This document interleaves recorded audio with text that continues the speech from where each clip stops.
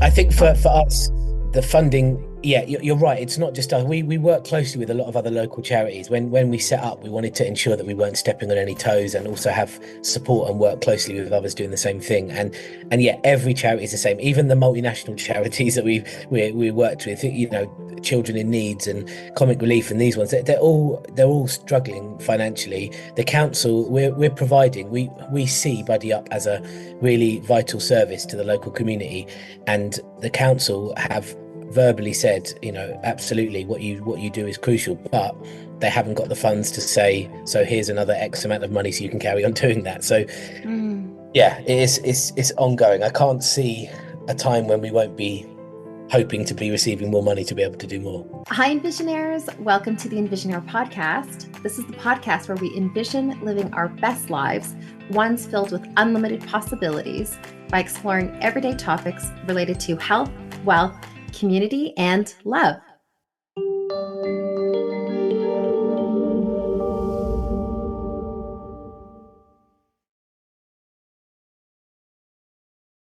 This podcast is for information purposes only and should not be considered to be medical, legal, tax, financial, or other professional advice. This podcast does not encourage or endorse any illegal activity. We are not responsible for any losses, damages, or liability that may arise from the information in this podcast. The views explored in the podcast may not always be those of the host. On today's episode, we're going to be focusing on the community pillar of the podcast, and we're going to be talking about the power of giving back. I'm super excited that we have Andy Reid, who is the founder of Buddy Up Charity, an award-winning mentoring charity that helps young people affected by various issues in their personal and social lives by offering them one-on-one guidance and support. We're going to be talking about what motivated Andy to start his charity, the impact it's been making and having on these young people, and how we can all start to take steps to positively impact our local communities, whether that's starting your own charity that's very special to your own heart, or getting involved in one that's already set up. So, a very, very warm welcome, Andy. Thank you so much for being on the podcast today. Hey, thank you so much for having me. I'm looking forward to it. Oh, good. Well, look, I think a good starting point would be for you to tell us a bit about Buddy Up, the Yeah, charity, and how it all started. great, thank you. So I think it's worth saying that my kind of career to date has just been youth work. I left school at 16 and helped support young people at a youth club, and I'm now in my 40s, and that's what I'm still doing. So if the world decides they no longer need youth workers, I'm in trouble because I can't do a lot else. But I was working and have been working as a youth worker for 20 or so years, and my previous job, which I loved, the organization went into it shut down, it lost its funding. And I think my biggest issue with that, as well as losing a job, was that the young people that we were supporting in my previous job were still there. The need was still there. If anything, it was getting worse. And just because the charity didn't have the funding or the ability to do it, I felt like somebody still needed to take on that role. So this happened all around COVID time. And so I had quite a bit of time shut in the house with my family, but also quite a lot of free time. So I just started to research what to do. I had no idea. I have never Mm. set up anything like this before. I've worked for charities my whole life, but never needed to put anything together. So I spent probably a month or so researching, how it works, what you do, what a charity is, and there was so much to understand. But I got through it, and I'm fortunate. I've made some great contacts in the youth sector throughout my years and in the charity sector. So I started to have random Zooms with people that had set up charities or that have quite a lot of experience working with young people, and just decided to give it a go. So I think it took kind of 6 to 9 months or so to go from starting the process to being granted charity status, and then it was just a case of seeing what we could do. On the day that you get the email that says, congratulations, you're set up as a charity, there's a little note at the bottom that says, you think the hard work is done, now the hard work begins. And I think that's when the reality kicked in, because actually there's quite a lot to do. Just because you've got charity status doesn't mean the next bit's a breeze. So that's Yeah. when, I guess, the real journey started. Wow. Okay, so tell us a bit about Buddy Up and what you guys do in Yeah. more detail. Yeah. So Buddy Up is essentially a mentoring charity. So we go to schools, pupil referral units, or that are now called short stay schools, basically anywhere where there will be young people in some form of education. Mm, We meet with the schools or whoever the lead contact is there, ask them if they have got any young people that they feel are struggling within the school setting. And out of every school we've been to, nobody has ever said, no, we're fine, thanks. Everybody has said, yes, absolutely. How many students can you take? So wow. we meet with the school, we explain a bit about what we do. We're a group of youth workers. We're not mental health professionals, psychologists. We don't have skills to, manage people's trauma and talk them through some Mm, past issues. It's about offering them support right now, giving them some coping mechanisms, some skills to be able to deal with the anxieties and their poor mental health, and maybe working through some anger issues, whatever the main issues might be. yeah. And we go in once a week with that student for about 10 weeks, and we spend an hour or so with them, and it's really relational, it's really down to earth. We take our lead largely from the young person. So if the young person is not up for a lot of talking, then it might mean that there's not a lot of talking, but it's still a safe space where there is a consistent, caring adult who is there just to be there if they need that.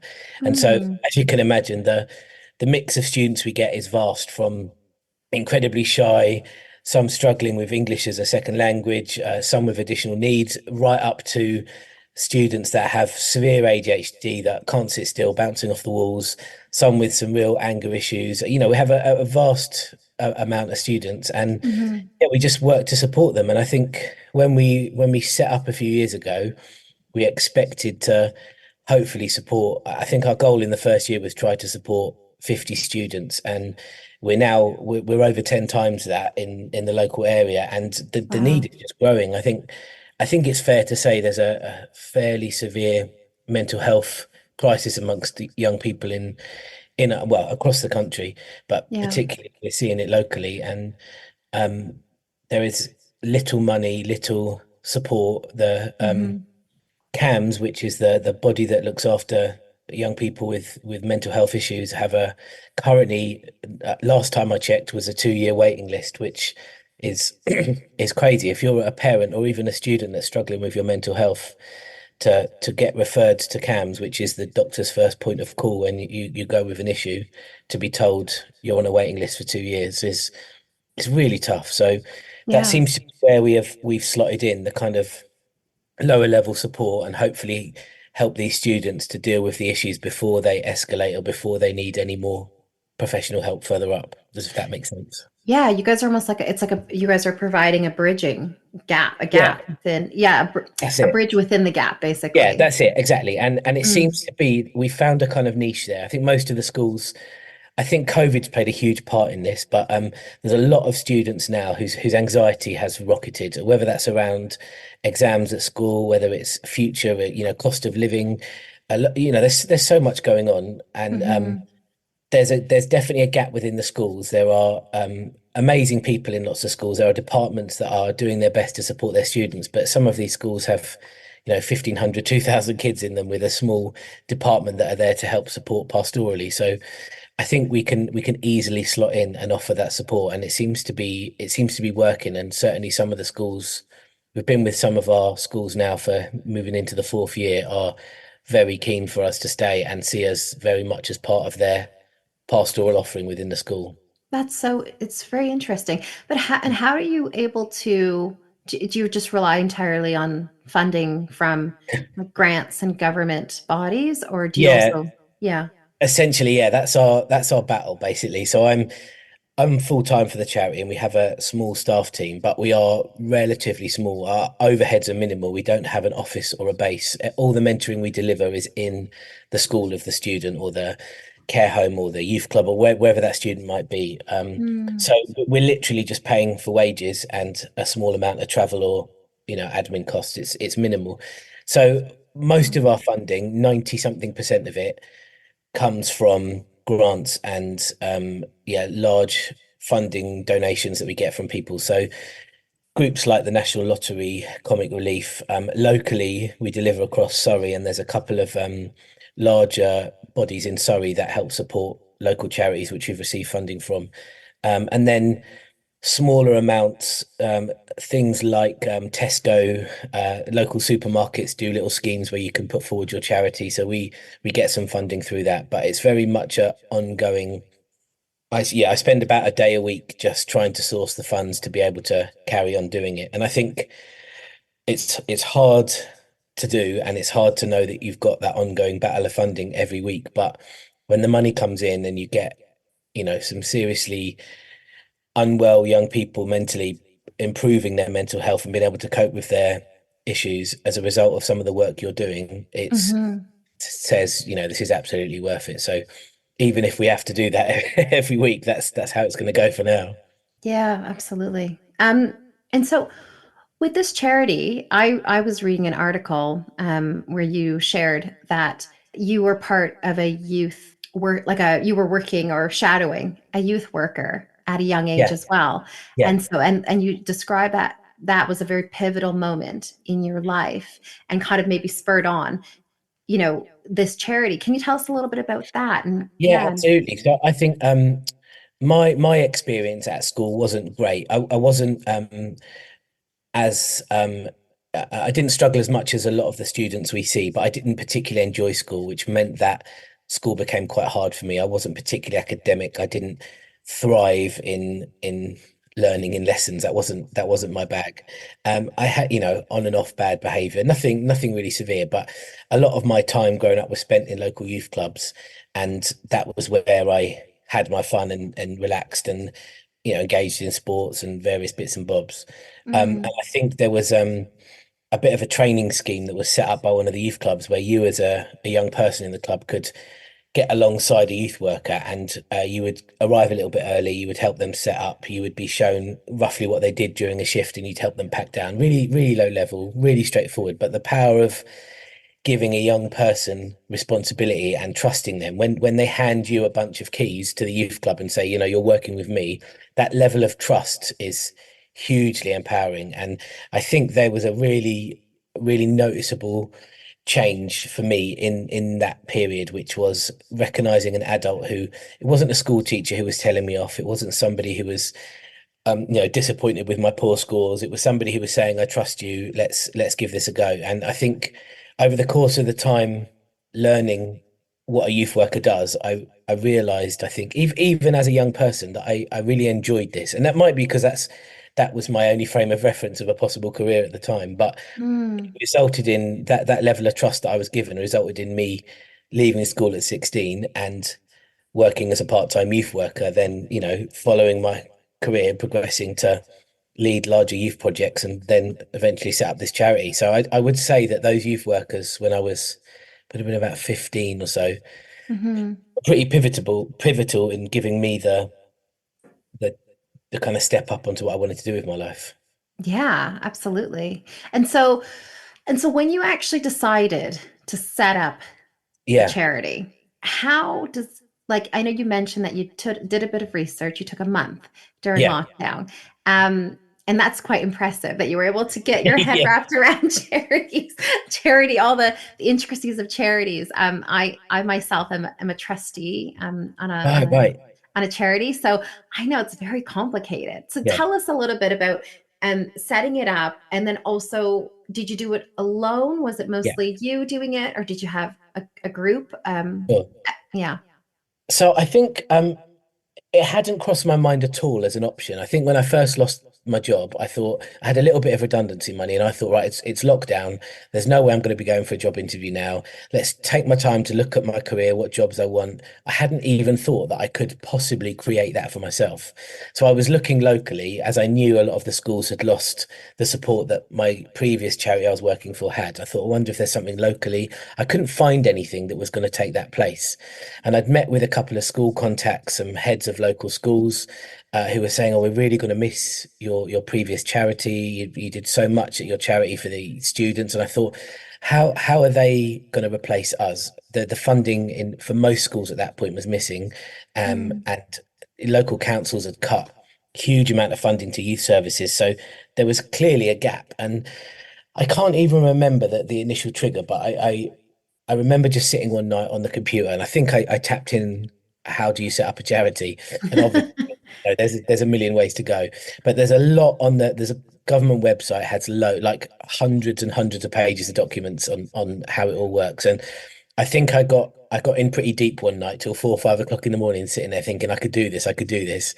And like I said earlier, there's a few people who have been really pivotal in my career for the last 10, 15 years who I've stayed in touch with. And I gave a few of them a call, similar to you. One was a trustee at a charity, one still worked, but quite senior for the charity. And I just had a number of Zoom calls with people saying, firstly, do you think this is viable?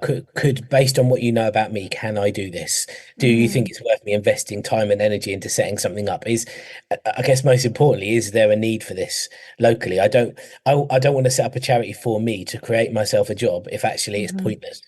So there was quite a bit of research early on. The advice I was given was ensure, be absolutely positive that what you want to set up will be beneficial to this group of people or to this area.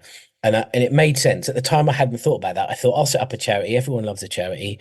I'm sure mhm, someone will benefit, but actually, I needed to prove that. So I contacted a local youth group as well as some schools. At this point, they were shut, but the teachers were also responding to all their emails. So I emailed all the contacts and just said, if I was to offer to come into your school to support some of your students, similar to the previous role, but more specifically around mentoring, can you see this working? And there was the resounding response was yes, but we don't have the money for it. So I mhm, guess pretty early on, I realized that if I set something up, that the need is absolutely there, but the funds in which to do it just aren't. And I think there was one or two schools which said, at a push, it's possible we could find some funding to do this, but it wasn't going to work. Where we created I guess there's a number of different types of charity setups, but a charity where we could charge for our service was not looking likely mm, to get these funds in ourselves. So right. the main thing was that I think I'd evidenced the need was there. So that was the first step. And then it was a case of just working out what to do. And there's, so much reading, which is fine if you've got the time to do it. But if you are a full-time worker, if you are a parent, if you have other commitments, it took a long time. I needed to familiarize myself with all these documents and even to create your charity, there is so many steps to take in order to turn it from one type of charity to another type of charity, what your trustees are, who they Mm, are. I didn't even know what a trustee was at that point. So yeah. there was tons to do.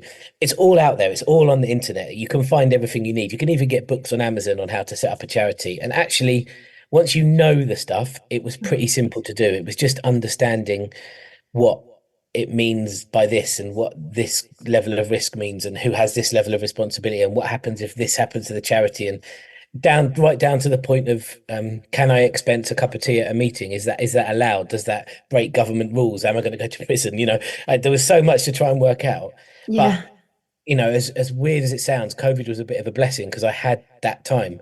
So Yep. I just immersed myself in it. And then it's the actual process is quite simple. It's just you need to create this governing document which says what your charity is and what it does.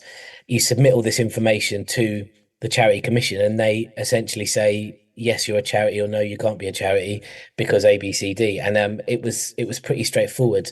I think like I said, I'm really lucky that I have a number of contacts who were able to help with the wording and the processes and cleverer, much, much cleverer people than me who could tell me what it means when this constitution equals this and what this means when, and all sorts of stuff. But I Yeah. think I think what really helped me is that I had a pretty good basis um, of knowledge and experience locally, which meant I've worked in the local area for years, and so I had good contacts in, MPs and councillors and schools and all over, and I was able to tap into those relationships and ask them, would you vouch for me if I did this? Do you think there's a need for this? Could you suggest X, Y, Z? And so, Wow. yeah, that made a big difference. I think it would have been really hard if I didn't have those contacts and that experience. I think that would have been a big step. But yeah, having that definitely was a 3 or 4 rungs up the ladder to start with. Well, it's really fascinating. And I love that you not only took the initiative yourself into like reading about it and researching it, but then you subsequently tapped into your network, Mm. which is your net worth. Yeah. Network is your net worth, right? Yeah. Yeah. And so Exactly. you were able to then tap into the resources you already had, not only with your past experience, but I also love that you actually reached out to the schools and you almost like did some market research and Yeah. Yeah. saying like, is this need there and would you be willing to engage with this even like beforehand? And that is probably a step that people I would probably miss if I was setting up a charity. Yeah. I'd probably just be like, well, of course there's a need, that actually would there Yeah. actually Yeah. be people who need it? I don't know. So that's amazing. And then also the wider community, which is like the sort of the almost the institutional elements like the politicians, the local counselors, having those sorts of relationships and being able to discuss. Fantastic. That's really, really good. Yeah, go ahead. Sorry. And I was just going to say, I think a lot of that I owe my previous, I was at my previous organization for 13, 14 years and Mhm. became reasonably senior there. But as a result, it meant that I was the link for local MPs and councillors. And so I'd forged some pretty senior relationships that over the years I'd got to know quite well. And so being able to email back or call up or have meetings with those people wasn't as difficult as it might be had I, for the Mhm. first time, been emailing, local MPs or councillors. I think my name was familiar enough that they responded to me and were pretty keen to help, which was really useful. Yeah, amazing. And so now you're about 3 years. It's been Yeah, over going into our what, fourth year now. Yeah, fourth year. Congratulations. That's thank amazing. you. Yeah. And what do you think one of the most difficult challenge has been so far over the last, 3 to 4 years? Good question. I think I will say it would be easy to say the funding, and it is absolutely a challenge. And I spend, like I said, a day a week on the funding, and having that funding would be the biggest help going forward. But I think an ongoing challenge we have, which I always find really interesting, is trying to justify to the funders or to other people how important it is that we have this service. So for me, having done mentoring for 20 plus years, I absolutely see the benefits of it. I completely believe in it. The opportunity to give a young person who is struggling a consistent, loving, caring adult who is able to offer support to them is absolutely pivotal in some students' development. And I see that, I believe that because I have experienced it myself.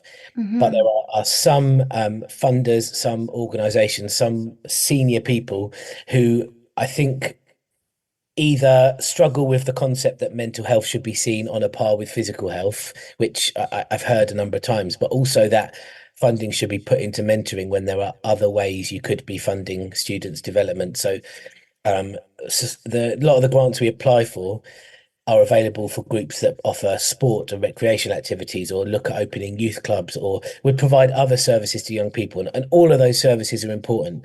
But I think for me, a listening service in the school of these students is absolutely paramount, and trying to justify that to funders and to organizations is really hard. If you haven't seen or experienced mentoring, I think it's quite alien for some people that, they have someone that they talk to. It might be a partner, a friend, whatever. They don't need an additional person. They might have a psychiatrist, psychologist, have therapy. That's where they get their opportunity to talk and offload. But Hmm. it's such an important position to be in, to be able to be in a school and to support a student that's struggling. Some of them just don't have that role model in their life. They might be missing one or both parents. They might have parents that are traveling. We have a number of students who's has a parent in the army or who has a parent who sadly lost their life either in COVID or earlier on, and their home life is difficult. They might have other issues in school. They might have undiagnosed mental health issues. There's all sorts going on, and Hmm. missing that opportunity to just offload with someone once a week or to just have a familiar face pop into their classroom and take them out for an hour once a week is it's mad. And the statistics we've got, we get a lot of feedback from the schools regularly, as well as doing surveys with the students to try and gauge, hopefully, that they are progressing and have improved in their mental health or their outlook. And all of our statistics show huge improvement in the students. Hmm. I had one student yet say they wouldn't recommend this to somebody else or haven't felt the benefit of it themselves, which, given we've been running for 3 or so years, is That's amazing. amazing. And Yeah. I think I always say this, but I think if someone gave us £10 million tomorrow, we could employ the right amount of staff and every school would jump at it. And the schools we're in at the moment, the most we see in any one school is six or seven, but they're always saying, can you see more? Have you got capacity for more? Because the schools themselves are seeing the benefit. And I think that's Wow. that's the biggest endorsement is schools saying, please keep coming back. Please, can we send more students to you? So, Yeah. it's from my point of view, it's and I think from the schools, the evidence is clear. It's just trying to convince other people that the importance of mentoring is there. A number of years ago, Sadiq Khan, as Mayor of London, um, made a big commitment to ensure that every young person in London had a mentor or opportunity to see a mentor in his term in office, which he's still working towards. And so I think London Wow. has London has seen this, or at least Sadiq Khan and a number of his officials have seen this. It's just trying to get that word further out. Yeah, exactly. Um, and so I was just going to ask as a follow-up to that question whether or not you felt like you've overcome that challenge. But it feels like the funding is an ongoing sort of challenge that not only you're facing, but I think a lot of Hmm. charities face in the industry, even our own charity, Yeah, like the one that I'm a trustee for. It feels like funding is just this ever like this challenge that everyone is always facing. Very yeah. difficult. I think Oh, for us, the funding, yeah, you're right. It's not just us. We work closely with a lot of other local charities. When we set up, we wanted to ensure that we weren't stepping on any toes and also have support and work closely with others doing the same thing. And yeah, every charity is the same. Even the multinational charities that we worked with, Children in Needs and Comic Relief and these ones, they're all struggling financially. The council, we're providing, we see Buddy Up as a really vital service to the local community, and the council have verbally said, absolutely what you do is crucial, but they haven't got the funds to say, so here's another X amount of money so you can carry on doing that. So mm, yeah, it is it's ongoing. I can't see a time when we won't be hoping to be receiving more money to be able to do more. yeah, gosh. And so, okay, well, on the counter of that, what do you think Yeah, has been one of the most rewarding moments for you that you've experienced since setting up your own charity? I think in terms of rewarding, it's loads of the little things for me. So we get lots of regular feedback, and what we don't get, and I probably wouldn't expect to get, is somebody saying like utter transformation. This student's gone from never attending school to now getting a place at Oxford, and they're going to be a doctor. And I'm not expecting our mentoring to make that big a difference in people's lives. It might do. We don't You hear never that. know. Yeah, yeah, yeah. You never know. But what we often hear, which is what I love, is the little things like this certain young person hasn't missed a day at school this term. Last term, he missed 27 days. Since you're mentoring, his attendance has been 100%. Or last term, this student was punished for violent activity in school 4 times. He has not lashed out at a student or a teacher since. It's these little things which is such evidence that having an opportunity to just offload, to be given some support, some coping mechanisms, to understand a bit about why you might be scared, angry, upset, being able to share with a student, have a bit of empathy. I think the Mm, biggest thing for me is when I say I get it, like I genuinely get it. I either went to this school or I know what it was like to be in your situation, having this much pressure put on you for exams or being this frustrated about this. And we can do this together, we can get through this. And then hearing the little changes in each of the students is massive, because that's what I wanted. I set this up in the hope that we would make these little changes to the students, and we see that it's not mm, always amazing. We have some students that don't stay the course. We have some that unfortunately we can't help them as much as they need. They may be expelled, they may be moved to another school, but on the whole, the nice little nuggets of praise we get from the staff who say, oh, we've noticed this, or we haven't seen them in the isolation room this week, or these bits are just great evidence for me, and a kind of pat on the back that things are going in the right direction. oh, that's so beautiful. And yeah, you're right. There's those little moments that Yeah, probably even help to kind of continue to spur you on in the mission of the charity as well. yeah, that's it. Um, Absolutely. mhm. And one of the questions I had, which I guess it's a general question, but it also tied to one very specific point. So upskilling, right? Obviously, you may not. I feel like setting up a charity is probably like setting up a business in a way. Yeah, Like there's so many components to it, and you're just trying to like learn consistently. And then there's obviously some areas where you might have to upskill. And one of them I was thinking, but you probably already had this knowledge based on the fact you've been working in this industry for so long. But safeguarding mm, and the idea of safeguarding, because I know that's a really big, well, maybe you could talk about yeah, safeguarding and what it means, and then how like certain charities can help themselves if they're thinking about, or people can help if they're thinking about starting a charity that is focused with, helping children. yeah. Yeah, absolutely. So yeah, for us, safeguarding is paramount, and it'd be the difference between whether we exist tomorrow or not in how we manage our safeguarding. But I guess in a nutshell, it's about protecting the student that you're seeing as well as the person that's delivering the mentoring session. So it's about me and it's about the person that I'm seeing.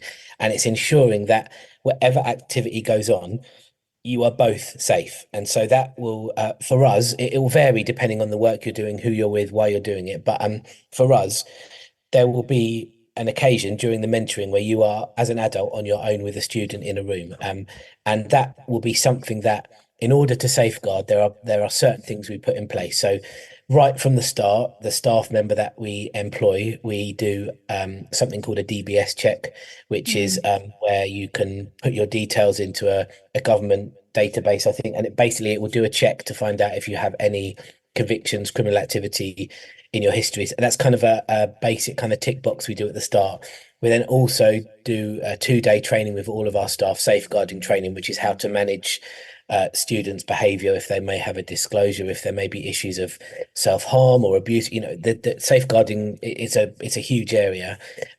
So as well as the training, we then also meet with the school prior to the sessions to agree a space that is can be seen as private where possible, but is also in the vicinity of another adult should there be an issue. So a common place for us would be a classroom or a meeting room, but it would never be in a disused block or an area where there are no other adults or no other supervision.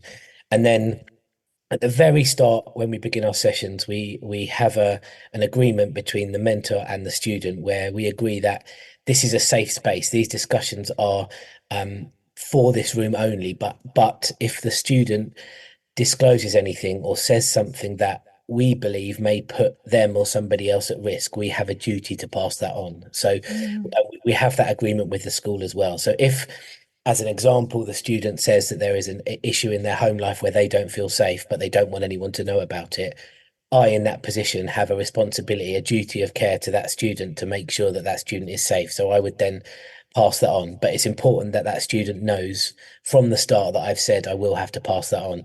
What you don't mm, want to say, everything we say in this room is a secret. Don't worry about it, and then pass it on and lose the trust of the student. So they will agree with you from the start that if there's anything that is concerning, that will have to be passed on. And unfortunately, it happens a lot. We deal with so many different students that it's highly likely there will be regular safeguarding issues. And some of it is really low level. It could just be, a student's really struggling with their mental health and's worried about how they're going to cope, and we want to make sure that they have the best support possible when we're not there. Right up to, we've had some students that have talked about suicide and have been really worried about their mental health to the extent that they feel they may act on it, and that would be a really serious, a priority safeguarding issue, and we would follow that up immediately to make sure that that student was safe. So it's safe. It's pretty common, I think. Anyone mhm, that works with young people will have a good understanding of safeguarding and how to manage it. But it's crucial that as a charity we have a really good understanding of it, because if we mismanage a safeguarding case, if we give the wrong information, if we agree to keep something a secret when we should have passed it on, that is the integrity of our organization is blown. mm, So we're pretty hot on it, and it's an ongoing thing. So our staff get retrained once a year. The DBS checks are done annually, and we make sure, as well as having a thorough safeguarding policy, that safeguarding in general is part of the culture of the organisation. Everybody is regularly talking about the safety of the sessions and the safety of the students and the staff, and we make sure that that's kind of embedded in everything we do. mhm. And presumably safeguarding in this, the way you've explained it, would also be applicable to most charities working with any vulnerable group. Yeah, that's Am I right. got And that? Yeah. any vulnerable group, literally, yeah, young people, adults. I think anyone that is in a position of authority above somebody that may be considered a minor or vulnerable would need to have a good understanding and ha have all the appropriate checks. So it's worth, and I think even particularly larger organizations will have safeguarding embedded somewhere amongst their policies. So it will be, Mm, there will be issues of safeguarding in, everywhere. It's just how well it's managed and how well it's understood and dealt with. yeah, fascinating. Thank you for that. And one of the other questions I had was about the relationship between like the trustee board Hmm. and the charity itself. Can you explain that relationship? Yeah, Because that's a absolutely. very important one. Yeah, it really is. The trustees are essentially my managers. They're the people that essentially carry the risk of the charity. So although I set everything up, if you go onto the Charity Commission website and you put in Buddy Up, my name isn't anywhere. It's down to the trustees. They hold the power, the responsibility of the organisation. So when we were setting it up, again through the contacts I have, I met with people to try and get an understanding on what a trustee is, why you need a trustee, what sort of trustee you need. That there's lots of information out there, but for me, what was important is that the trustees got what I was doing, Mm, and had some sort of understanding of it beyond just having heard of mentoring or having heard of young people. I wanted them to really get it because I knew that I was quite passionate about it, and if they also carried that passion, it would mhm, be a force to be reckoned with. So I essentially approached a few people that I knew who mm, I felt were in a really good position. So we have um, it's all on our website, but we have three amazing trustees. One who is the head of children's services for a London borough, who is the queen of safeguarding, which means that whenever we do have safeguarding issues or concerns, she is a phone call away and is just amazing in her, her feedback for that. And then one of the trustees works locally in a number of the schools that we're in and has similar contacts and has been, again, really important as somebody who's known in the community who can provide really good guidance and support to our team. And the third guy, an old friend of mine, but who's also an absolute whiz when it comes to finance and money management, and is just quite wise. And so I made a list of all the things I was hoping to get out of trustees, and then was able to tick them off with these three. wow. And I approached them all, and all three were up for doing it, and seemed they all live and all work locally and have some experience of working with young people or currently work in that sector, which has been really vital. So we meet, I think legally you're supposed to meet 4 times a year. We probably meet a bit more than that, but Mhm. I think that's largely because we're still deemed quite early in our setup as a charity. So we meet fairly regularly and go through the boring stuff first, the finances, what's this cost money coming from, this kind of thing. And then I guess a little bit about the bigger picture, and I'm accountable to them for everything. So I can't make a purchase for the charity without agreeing it with them and one of them signing off. It's all done really officially. And so they give me fairly free rein, because I'm the one on the ground and I'm the one doing the work, and they trust me. And so if I say I'd like to approach this school, we'd like to offer this, they're always encouraging, go for it. But they also will hold me to account if there is issues with being overworked or underworked, or it has to work as a relationship. So Yeah, far, 3 years in, it's pretty good. Fingers crossed. amazing. Yeah, it sounds like you guys have it nailed. Yeah, so far. Um, so one of the last questions I had was if a listener's listening and they're like, "Oh my gosh, I'm so inspired. I want to go set up my charity. I have a cause that's really dear to my heart, Hmm. and I really want to do this." What advice would you offer them, particularly if they're feeling a little bit overwhelmed Yeah. with everything? I think, firstly, I'd say amazing, well done. I think that if you look across society as a whole at the moment, a lot of the work in response to issues of poverty, of neglect, of mental health is being responded to by charities, not by government, not by councils. The money isn't there or being given. So, locally, the food bank is supporting hundreds and hundreds of thousands over the years of homeless people and people struggling to make ends meet because that provision isn't elsewhere. And where I live here, growing up, there were five youth clubs that I had a choice from. All five of those have been closed. They don't exist anymore. So there are young people without that provision. So other charities are stepping in to offer support and provision. So if you are thinking of setting up a charity, chances are you're going to do something super vital that will help someone. So I think the first thing that I wanted to do after the advice I was given was to make sure that the need is there. There's no point in setting up a charity if one already exists that does exactly the same thing, or that issue is already provided for by somebody else, etc.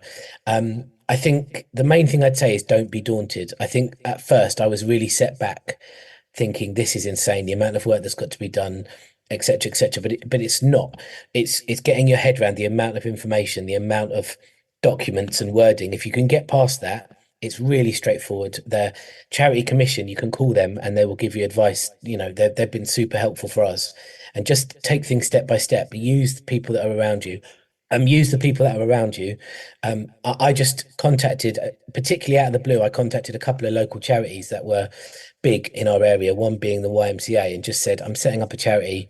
I'd really value some support if there's anybody there that has time for a cup of tea. And I went down and met with them and they were amazing. So, I don't mind if someone calls me, this has happened as well, and says, I'm thinking of doing this, just reach out to other people. People that set up charities tend to be nice people. I don't want to blow my Yeah. own trumpet, but if you don't set up, I'm not in this to make money. I don't imagine I will ever be rich, but I really like what I do and want to keep doing it. So contact others that are out there doing it and learn from them. But it seems daunting, but it really isn't.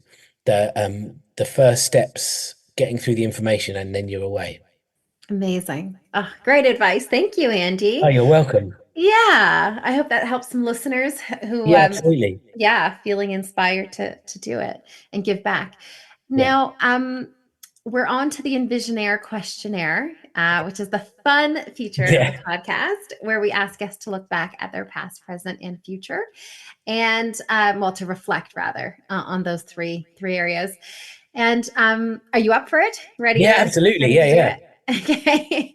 So, looking back towards your past, if you could give your 15-year-old self any advice, what would it be?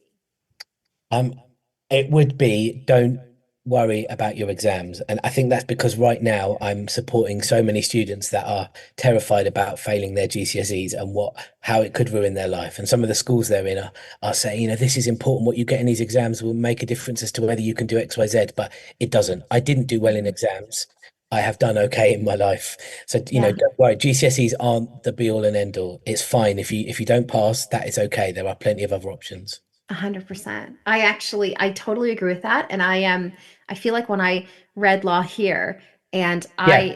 I changed careers. So I was working in politics, changed careers, and then but so I was older and I had a previous career. So I had a little bit more like I'm gonna say like foresight into Yeah, like the yeah. bigger picture. But honestly, I fell prey to that same mindset. It's like, because everyone's talking about you have to get a first. If you don't get a first, like forget about it. Your law career is over. You may as well just like give up Yeah, now. absolutely. Yeah, yeah. And it's so taxing on the mental health of every like people for me even Mhm. it was so taxing. So anyway, so if that's Yeah, really good advice because great. you're absolutely right. There's always going to be opportunities Yeah, and ways of getting around things. So yeah, good advice. amazing.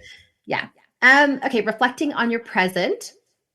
If you could have dinner with anyone in the world tonight, who would it be and why? Oh man, there are so many. I think what I would say right now is I would like to have dinner with Tony Blair. It's Oh, really random, but I've just finished his autobiography, which I know came out years ago, and I never got around to reading it. But I feel like there are so many things I want to know. And I'm quite into politics, but I didn't get into it until, so Tony Blair becoming Prime Minister in 1997 was at the point that I started to take note of politics. And so it was quite a pivotal point for me then as well. And hmm, there's been lots of engagement with politicians around my charity and what we've done and youth work provision, etc. But he did some mad things in his tenure, and I would love to ask him loads of questions. That's quite current because I've just finished his book yesterday. But I imagine if you ask me in 2 weeks, it'd be whatever book I have to read, probably. Well, I also know you're really into coffee, so I wasn't sure Yeah, whether yeah. or not it was going to be, one of these coffee, influencers I or think something like that. I'd have a coffee influencer making me and Tony Blair coffee, but I Oh, wouldn't want amazing. to. I just want the coffee from them. Yeah, yeah. Very nice. Okay, and looking at your future, what's one goal that you would like to achieve in the next 5 years? My goal would be for Buddy Up, for this charity, to be at a point where it's considered one of the more vital services in the area that we're in. So at the moment, I think amongst certain people, they would consider Buddy Up as crucial to the support that their students have in their schools. But we're currently delivering in 19 schools, which seems a lot, but that's sort of nothing in the grand scheme of things. It's a tiny amount, and it would be great that I would love it for example, for GPs to have the option to refer to Buddy Up if a student comes to see them and has issues with mental health. For us to be considered one of the initial port of calls for students struggling with poor mental health without having to go through the whole system of referrals through, CAMS and social services, etc., to be well established enough that we'd be considered a pretty vital component of support for students. Amazing. Well, I have no doubt you're going to do that because you Oh, are bless you. so passionate about it and it comes across so much. And yeah, I'm excited. I'm excited Oh, to thank you. follow. Yeah, to follow the what you guys are up to and buddy up. And I think a lot of listeners will be as well. So we're rooting for you. Amazing. Thank you. Yeah. Well, anyway, Andy, thank you so much for being on the You're podcast. welcome. You have been brilliant. And I think we've learned so much I have definitely, if I ever want to set up my own charity, I know the steps to do it. And I also know who to go to and call. But for anyone who wants to connect, obviously, I'm sure there will be with you and follow the charity, Buddy Up. Yeah. What's the best way for them to reach out and I'd connect go through with you? on our website, which is what is it? Buddyupcharity.org. If you head to the website, there's a contact button there, and I respond to those emails personally.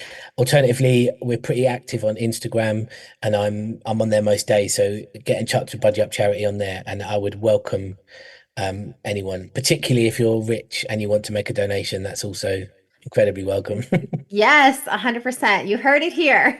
Any donations? Yeah, Well, absolutely. yeah, yeah, yeah, absolutely. Well, thank you again, Andy, for everything. Thank And you. we're wishing you lots of success. And yeah, sending you guys all lots of love. Thank you so much. Take care. Thanks, everyone, for listening to the Envisionaire podcast. Make sure that you like and subscribe to this podcast so that you stay up to date on all of our new episodes.